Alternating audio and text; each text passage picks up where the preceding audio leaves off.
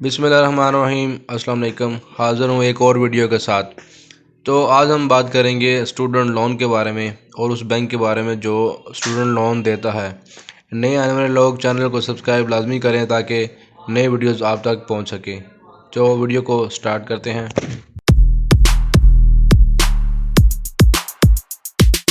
तो जी यहाँ पे बात हो रही है स्टूडेंट लोन के बारे में और बैंक के बारे में। बैंक यहाँ पे जो है वो है HBL माइक्रो फाइनेंस बैंक। यहाँ पे एक बात बताता चलूँ कि ये HBL बैंक जो है ये हबीब बैंक नहीं है, यानी कि HBL माइक्रो फाइनेंस बैंक है। इस बैंक का नाम पहले फर्स्ट माइक्रो फाइनेंस बैंक है, जो कि अब इस वक्त HBL माइक्रो फाइनेंस बैंक के नाम से जाना जाता है। और इस बैंक को उसी ग्रुप ने टेक ओवर किया हुआ है जो हबीब बैंक के मालिक हैं।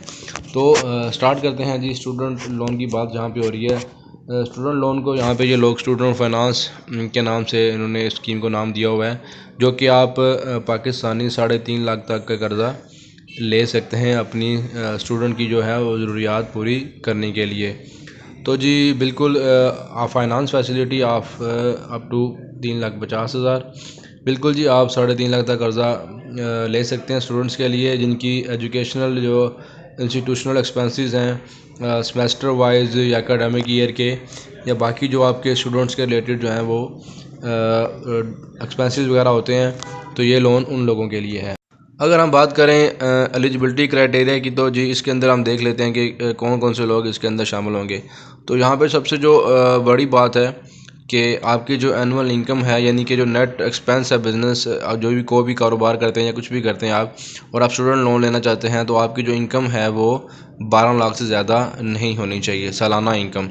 आपकी एक साल की जो इनकम है, जो स्टूडेंट के पेरेंट हैं, बच्चे के पेरेंट हैं, उनकी जो इनकम है, जो सालाना आमदनी है, वो 12 लाख से ज़्यादा नहीं होनी चाहिए।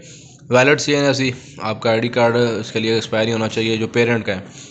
ठीक है, इसके लिए है कि पेरेंट खुद अप्लाई कर सकते हैं या उनका जो स्टूडेंट का ब्लड रिलेशन यानी खूनी रिश्तेदार है। जो एज लिमिट है वो 18 साल से 65 साल है। Permanent resident of the relevant branches operational jurisdiction. इसका मतलब ये है कि आप उसी ब्रांच से अप्लाई कर सकेंगे जो आपकी रिहाइश के करीब होगी।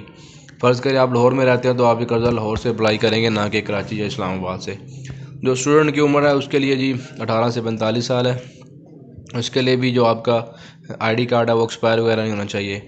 और इसके अंदर जो एडमिशन है आपका ग्रेजुएट या पोस्ट ग्रेजुएट के लिए, वो जो यूनिवर्सिटी या इंस्टीट्यूट है वो HEC से रिकगनाइज़ होना चाहिए, या फिर जो HBL माइक्रो फाइनेंस बैंक के सिलेक्टेड जो मतलब यूनिवर्सिटीज़ हैं, वो स्टूडेंट वहीं पे पढ़ रहा हो, ना कि किसी और इंस्टीट्यूट में। जहाँ पे ये भी लिखते हैं HBL selected technical and vocational institution. अगर आपकी एजुकेशन टेक्निकल है या वोकेशनल है, तो जो सिलेक्टेड इंस्टीट्यूशन है इस बैंक में, उनके ज़रिए अगर आप पढ़ते हैं तो फिर आप जो बैंक का लोन ये हासिल कर सकते हैं। लोन अमाउंट की बात करें जी, तो यहाँ पे आप मिनिमम जो लोन है वो 20,000 ले सकते हैं और मैक्सिमम 3.5 लाख। अदर बेनिफिट्स की अगर हम बात करते हैं, तो credit linked life insurance of prime borrower. तो जी जो बारोर है, यानी जिसने उधार या कर्ज़ा लिया हुआ है, उसके साथ जो है आपको लाइफ इंश्योरेंस भी प्रोवाइड की जाती है, क्योंकि बैंक ख़ुद को सिक्योर करता है। खुदा न खास्ता दर्द की सूरत में कर्ज़ा कौन वापस करेगा, तो बैंक इंश्योरेंस करवा के उस कर्ज़े को यहाँ पे इंश्योर कर रहा है। कोलेट्रल की बात करें तो पर्सनल और third party guarantee personal guarantee चल जाएगी यहाँ पे, थर्ड पार्टी या किसी दूसरे फ़र्द की गारंटी भी चल जाएगी। लियन और national saving certificate HBL micro finance bank.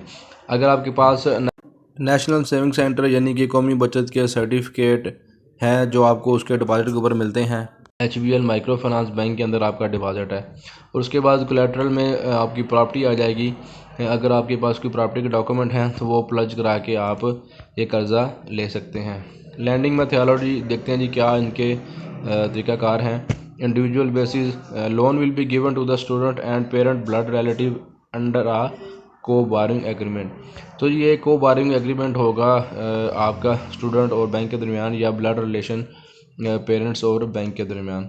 Loan की रीपेमेंट कैसे होगी उसको देख लेते हैं। लोन की जो रीपेमेंट है वो मंथली इंस्टॉलमेंट्स में होगी और बुलेट रीपेमेंट में होगी। इजी मंथली इंस्टॉलमेंट्स होंगी, जो आपकी हासिल करदा लोन की अमाउंट है उसके ऊपर जो तयशुदा इंस्टॉलमेंट्स होंगी उसके ऊपर आप मंथली ये वापस कर सकेंगे।